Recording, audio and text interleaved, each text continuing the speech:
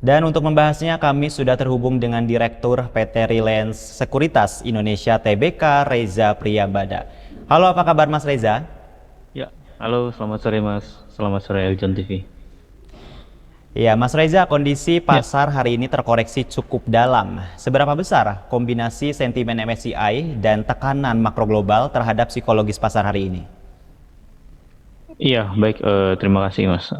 Ya, kalau kita lihat dari berbagai dinamika pasar maupun sentimen yang ada kan, pelaku pasar tentunya akan melihat berbagai macam sentimen tersebut kan itu. Nah, dan dari berbagai macam sentimen tersebut, kita lihat memang penilaian dari MSCI gitu kan. Ya, walaupun penilaian tersebut kita masih melihat dan sesuai dengan perkiraan kami sebelumnya di mana Indonesia masih tetap dipertahankan di level emerging market. Nah, tapi eh, penempatan Indonesia di emerging market ini kan sebenarnya bukan hal yang baru gitu Mas. Itu ya artinya eh, level dari emerging market ini sudah disematkan oleh MSCI itu udah dari tahun-tahun sebelumnya seperti itu gitu kan. Nah, ini yang kita lihat juga menjadi sentimen yang direspon oleh pelaku pasar karena ya dengan tetap dipertahankannya Indonesia di level emerging market sebenarnya bukan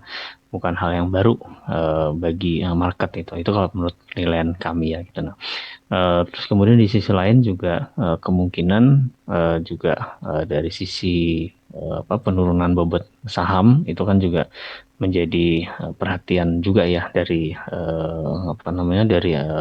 MSCI tersebut gitu. Nah, tapi di sisi lain seperti kita ketahui bersama juga ada sejumlah PR ya yang masih harus diselesaikan oleh kita semua sebagai pemangku kepentingan di pasar modal ya terkait dengan pengungkapan transparansi dan sebagainya gitu. Walaupun kalau kami lihat saat ini pun juga sudah banyak sebenarnya emiten yang melakukan transparansi gitu kan. Mereka sudah melakukan keterbukaan informasi ya disampaikan ke publik gitu kan. Nah, cuma memang masih ada sebagian dari emiten lain yang belum melakukan seperti itu. Nah, ini yang mungkin diminta oleh eh, MSCI dan mungkin juga oleh lembaga peringkat lainnya juga untuk eh, pasar modal kita bisa lebih lebih transparan seperti itu karena mereka ingin melihat itu ketika suatu mudahnya gini ketika suatu saham mengalami pergerakan gitu atau mengalami lonjakan gitu, nah itu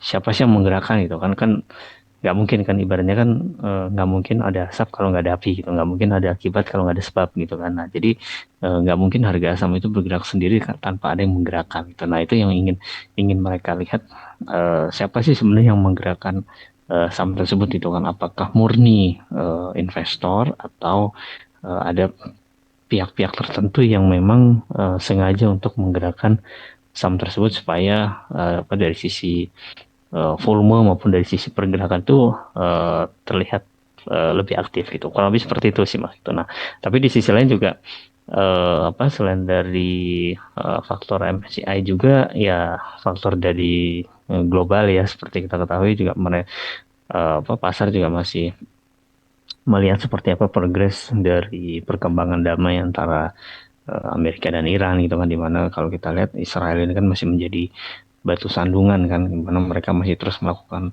penyerangan dan sebagainya. Ini juga masih diperhatikan oleh pelaku pasar gitu karena efek dari gagalnya perdamaian tersebut tentu ini akan mengakibatkan harga minyak kembali mengalami kenaikan, kemudian adanya ancaman inflasi global dan sebagainya. Kan apalagi kalau kita dengar semalam Gubernur The Fed yang baru itu kan juga mengindikasikan akan ada beberapa kali kenaikan tingkat suku bunga mereka gitu kan. Nah, ini juga jadi kekhawatiran juga bagi pelaku pasar gitu. Termasuk juga di dalam negeri, kalau kita lihat sampai dengan saat ini kan nilai tukar rupiah kita kan juga masih belum terlihat ada pergerakan yang positif ya gitu. Padahal dalam bulan ini kan sudah dua kali dinaikkan ya kan Mas. Nah, ini yang belum dilihat oleh pasar,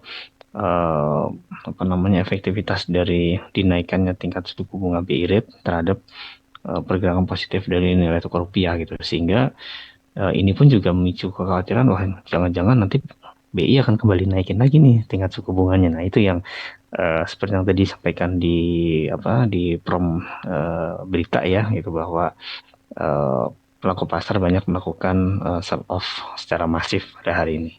Seperti itu Mas, kurang lebih. Berarti kalau dilihat secara objektif, apakah ancaman degradasi ke frontier market ini murni masalah free float atau lebih pada krisis kepercayaan terhadap tata kelola emiten besar di Indonesia, Mas? Iya, tentu kan kalau kalau di kalau di MSCI itu kan ada standarnya gitu Mas, itu kan. Di level di level apa negara ini masuk ke emerging market, di level apa negara ini masuk ke frontier market, atau di level apa negara ini masuk ke developed market gitu kan, seperti itu. Nah, ya mereka melihat kalau katakanlah tidak ada perubahan dari apa yang sudah mereka sampaikan kepada para pemangku kepentingan di pasar modal, maka uh, bisa jadi mereka akan menurunkan uh, posisi Indonesia ya gitu menjadi frontier market seperti itu. Nah itu yang mungkin harus kita jaga gitu. Nah memang kalau kita lihat baik itu dari OJK maupun bursa itu kan sudah mengeluarkan apa waktu itu namanya 8 reformasi pasar modal kan gitu kan, terkait dengan peningkatan free float, kemudian pengungkapan data kepemilikan gitu. Makanya kan ada perubahan kan, yang sebelumnya sudah di disclose 5%, sekarang yang 1% pun juga sudah di disclose gitu kan. Terus kemudian adanya transparansi ultimate beneficial ownership gitu. Kemudian adanya penanganan hukum yang tegas dan sebagainya gitu. Nah, itu yang ingin dilihat oleh MSCI, ya, termasuk juga para pelaku pasar ya, baik itu ya investor asing maupun lokal ya gitu kan, seperti apa perkembangannya gitu. Nah, artinya kalau ini progres ini terus menunjukkan adanya pergerakan yang positif, ya tentu ini akan menjadi pertimbangan juga bagi MSCI untuk mungkin tetap mempertahankan Indonesia di level emerging market, atau mungkin bisa naik ke developed market gitu. Atau ya kalau mereka sampai mereka nggak salah ngasih batas sampai bulan November ya gitu. Nanti kalau dari November ini nggak ada hal yang berubah gitu kan, artinya ya gini-gini aja kok. Nah itu mungkin ada ancaman bisa kembali turunkan, seperti itu Mas. Ya, baik. Indonesia masih memiliki waktu hingga November. Jika status diturunkan menjadi frontier market, seberapa besar dampak rebalancing portofolio dari manajer investasi global yang memiliki mandat khusus emerging market, Mas? Iya, kan ini kalau kita lihat eh, baik itu dari MSCI ya, atau mungkin itu dari FTSE ya, FTSE, atau mungkin dari lembaga pemeringkat lainnya, itu kan mereka tentu punya kriteria masing-masing kan, seperti itu. Nah, dan yang mana hasil atau output penilaian mereka ini yang menjadi dasar penilaian atau dasar rujukan lah, kalau kita bilang seperti itu, rujukan investasi bagi investor global seperti itu. Nah mereka kan akan lihat nih ya, karena ibaratnya kayak Mas misalkan investor global gitu kan, ya entah itu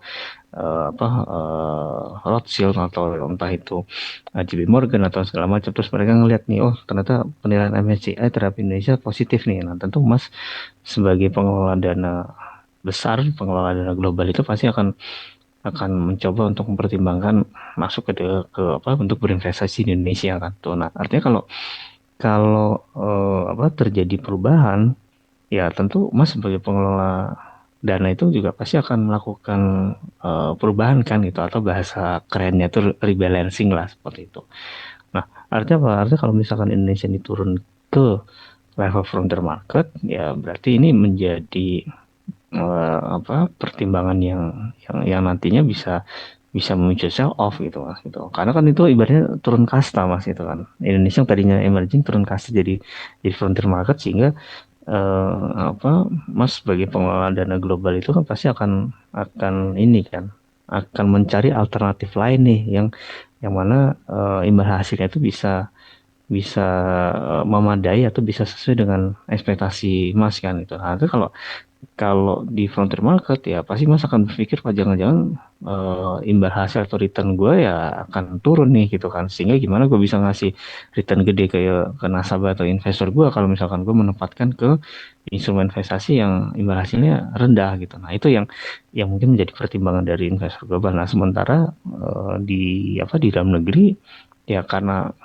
adanya asumsi bahwa dengan adanya penilaian turun kasta itu menjadi menjadi penilaian negatif, maka pelaku pasar ya pasti akan berasumsi kan itu bahwa wah Indonesia menjadi tidak menarik nih bagi pelaku pasar atau bagi investor asing seperti itu. Nah, ya udah mendingan gue cabut dulu deh. Nah, itu yang asumsi atau pemikiran seperti itu yang akhirnya memicu sell off seperti itu. Nah, ini yang mungkin harus segera dibenahi nih Mas gitu. Karena kalau enggak ya tentu aksi sell off ini akan terus terjadi gitu Mas itu. The Fed memberikan sinyal hawkish dengan potensi kenaikan suku bunga 2 kali tahun ini. Di sisi Ya, lain, rupiah terus tertekan.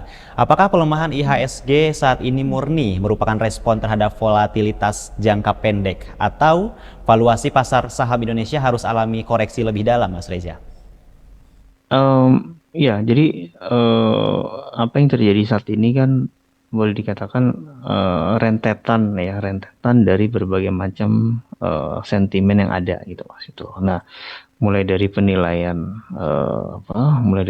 MSCI ya, terus kemudian ditambah lagi penilaian dari lembaga pemeringkat lain gitu kan, FTSE dan sebagainya. Kemudian ada kalau tidak salah waktu itu penurunan eh, valuasi terhadap emiten-emiten perbankan gitu kan. Nah, ini kan menjadi sentimen negatif kan tuh. Nah, ditambah lagi juga kalau kita lihat dari sentimen yang ada secara makro, nilai tukar rupiah kita juga masih mengalami pelemahan kan seperti itu. Nah, ini yang akhirnya juga membuat kondisi market kita tuh cenderung tertekan.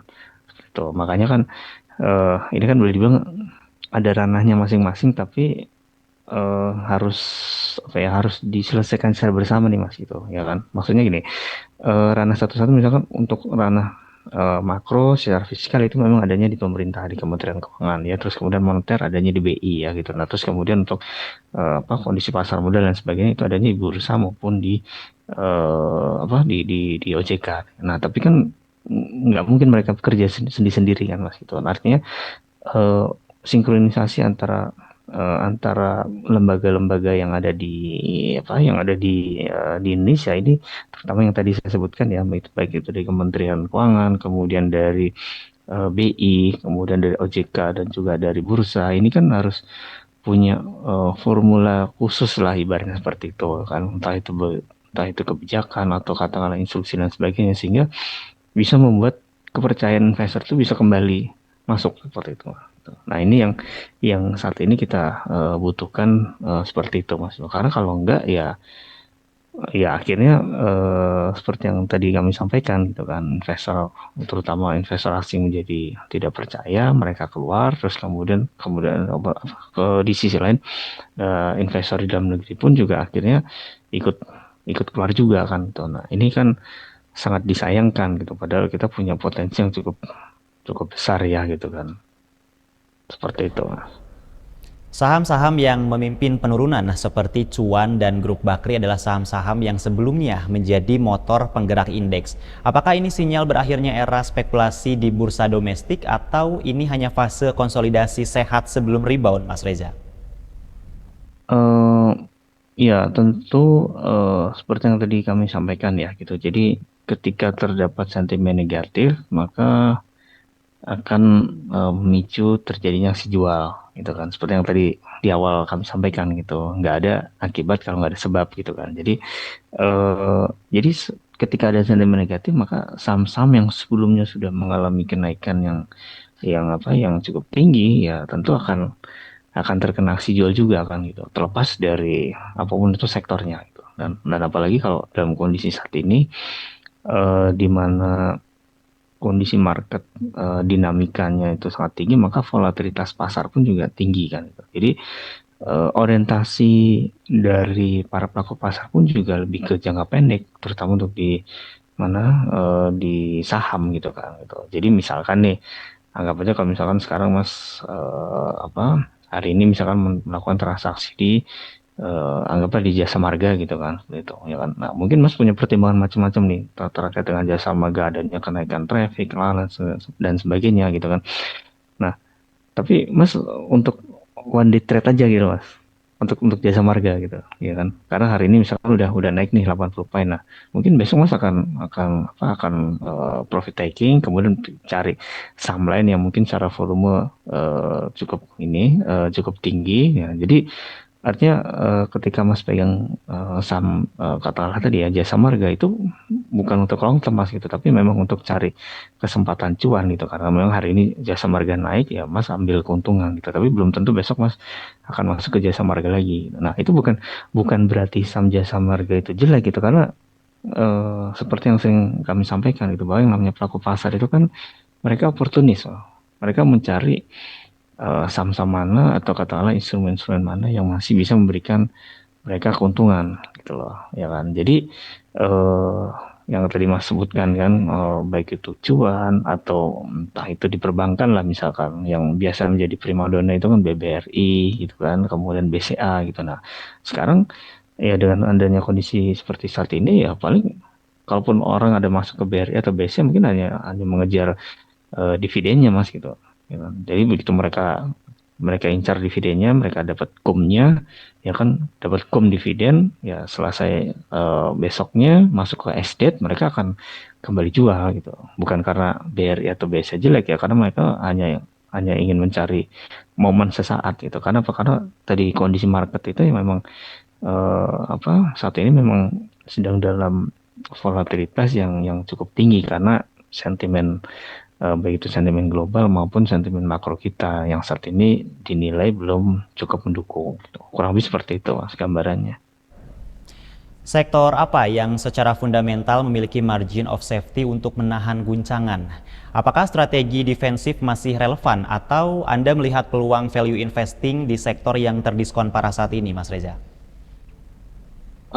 Ya itu sebenarnya balik lagi ke ini ya, balik lagi ke profil risiko dari apa namanya dari masing-masing investor ya seperti itu. Nah seperti yang sebelumnya kami sampaikan gitu kan di mana apa pelaku pasar orientasi jangka pendek ya karena memang secara profil risiko dia ya hanya ingin tidak ingin mengalami penurunan yang cukup dalam gitu sehingga mereka lebih mencari ke saham-saham mana yang masih bisa memberikan keuntungan ya itu yang mereka mereka incar kan itu walaupun katakanlah keuntungan tidak banyak yang penting mereka nggak mau rugi seperti itu. Nah tapi di sisi lain ada juga yang mereka lebih ke lebih melihat secara fundamental kan selama perusahaan itu bagus segala macam. Nah apalagi saat ini valuasinya sedang rendah itu mereka masuk untuk time horizon yang lebih panjang gitu. Jadi sebenarnya balik lagi ke ini sih mas, balik lagi ke profil risiko dari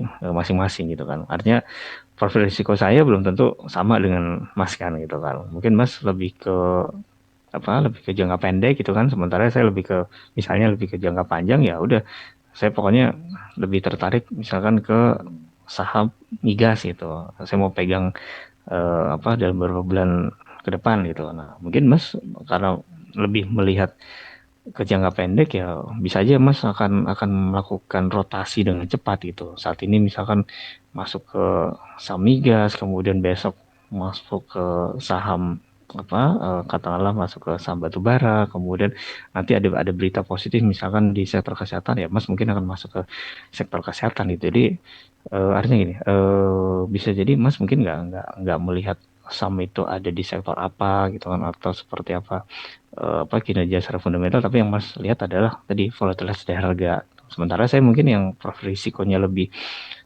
konservatif atau lebih moderat ya lebih melihat jangka panjang. Jadi itu sih Mas. Jadi yang mereka lihat lebih kepada profil risikonya sih Mas. Lalu apa satu indikator utama yang harus dipantau investor untuk mengetahui bahwa titik balik atau bottom pasar benar-benar telah terbentuk? Ya kalau kalau terkait dengan kalau ditanyakan terkait dengan bottom market itu sebenarnya em, belum ada apa ya, artinya tidak ada angka-angka pasti yang bisa menunjukkan bahwa posisi tersebut adalah sudah bottom seperti itu ya. Contoh misalkan kayak IHSG gitu kan. Pada saat IHSG menyentuh level tertingginya ya di awal tahun ini, saat itu kan sempat menyentuh level 9 ribuan kan gitu. Nah, bahkan waktu itu Pak Purbaya pun juga sempat menyentuh sempat mengatakan bahwa IHSG bisa ke 10 ribu gitu kan. Nah, artinya level 9 ribu itu udah kita anggap topnya gitu. Kalau waktu itu benar kejadian ke 10 ribu itu mungkin 9.000 bisa jadi bottom, sementara level 10.000 bisa di top kan. Nah, terus kemudian akhirnya mengalami penurunan kan gitu. Nah, pada saat turun sampai dengan level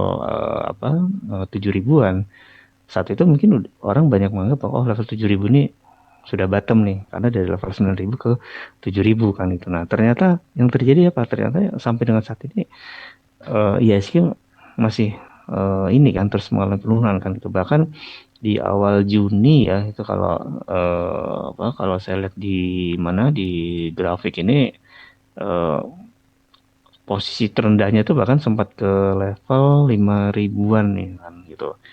Nah, artinya level 7 ribu sebelumnya yang kita anggap itu sebagai bottom ternyata bukan bottom kan gitu. Karena masih ada level 5 ribu, sekarang level 5 ribunya bottom. Nah, jadi eh, untuk melihat apakah itu level bottom atau tidak, tentu yang harus kita lihat adalah sentimen apa yang saat itu sedang terjadi. Nah, jadi untuk saat ini misalkan katanya misalkan hari ini level terendahnya kan di level 5.800 ya gitu. Nah, itu kita kan lihat apakah level 5.800 ini menjadi bottom atau ini mungkin seperti yang tadi Mas sampaikan awal dari pembalikan arah. Kita akan lihat lagi sentimen yang ada apa. Kalau misalkan sentimen yang ada itu bisa lebih positif, bisa jadi level terendah saat ini di 5.800-an itu bisa jadi level pembalikan arah gitu atau kita sebenarnya membal gitu kan. Tapi kalau misalkan besok ternyata masih ada sentimen negatif, nah ini yang mungkin level 5.800 yang saat ini kita anggap ini sebagai level critical support atau bottom ini bisa jadi lebih lebih turun lagi Mas itu. Jadi tergantung dari sentimen yang ada sih seperti itu. Baik, terima kasih banyak Mas Reza untuk waktu dan analisisnya di Prime Report hari ini. Sukses dan sehat selalu Mas Reza. Oke, baik, baik. Terima kasih Mas, terima kasih Aljon TV. Sehat sukses selalu.